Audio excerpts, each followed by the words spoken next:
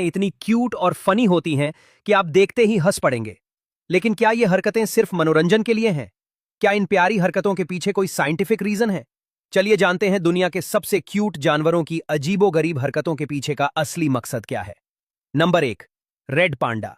Red panda जब डर जाता है या किसी से सरेंडर करना चाहता है तो अपने दोनों हाथ ऊपर उठा देता है, बिल्कुल इंसानों की तरह। ये इतना एडोरेबल लगता है जैसे कोई छोटा बच्चा खेल खेल में सरेंडर कर रहा हो। दरअसल जब रेड पांडा को लगता है कि कोई बड़ा शिकारी आ रहा है तो वो अपने हाथ ऊपर उठा लेता है। असल में ये उनका डिफेंसिव पॉस्चर है। वो अपने आप को बड़ा दिखाने की कोशिश करता है और अपने हाथ में रहे उसके शार्प पंजे दिखाता है।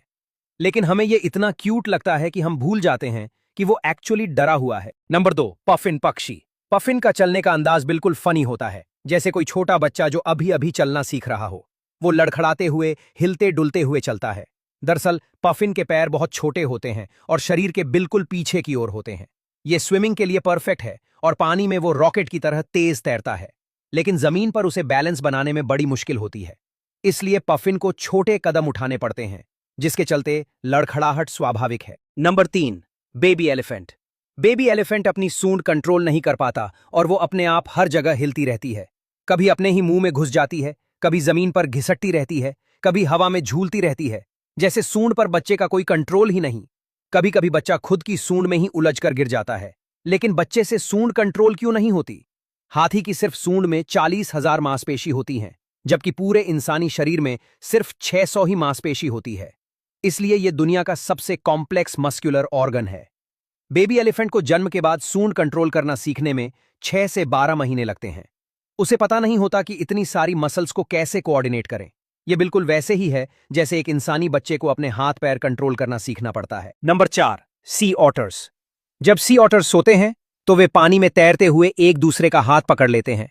कभी कभी तो 10 से 20 सी ऑटर्स एक साथ हाथ पकड़कर एक लंबी चेन बना लेते हैं, जैसे कोई फ्लोटिंग फैमिली हो। लेकिन वह हाथ पकड़कर क्यों सोते हैं? सी ऑटर्स खुले समुद्र में रहते हैं, जहां लगातार वेव्स, करंट्स और टाइड्स चलती रहती हैं। ऑटर्स ज्यादातर दिन के समय सोते हैं, इसलिए उन्हें एक बड़ी समस्या का सामना करना पड़ता है। अगर वे बिना किसी सपोर्ट के फ्लोटिंग करें तो समुद्र की लहरें सोते हुए ऑटर को मील दूर बहा ले जा सकती हैं। जब ऑटर जागेगा तो उसे वापस जाने में घंटे लग सकते हैं और इस बीच भूख और थकान से उसकी जान जा सकती है। और अकेला ऑटर, खासकर जो सो रहा हो, वो शिकारियों के लिए इजी टारगेट होता है। इसलिए वे पानी में तैरते हुए या सोते हुए एक दूसरे का हाथ पकड़ लेते हैं। और कभी कभी मादा ऑटर अपने बच्चे को अपने पेट पर रखकर तैरती है, बिल्कुल किसी फ्लोटिंग क्रेडल की तरह। बच्चा मां के पेट पर आराम से लेटा रहता है और मां अपनी पीठ के बल तैरती रहती है, जैसे कोई लग्जरी फ्लोटिंग बेड हो।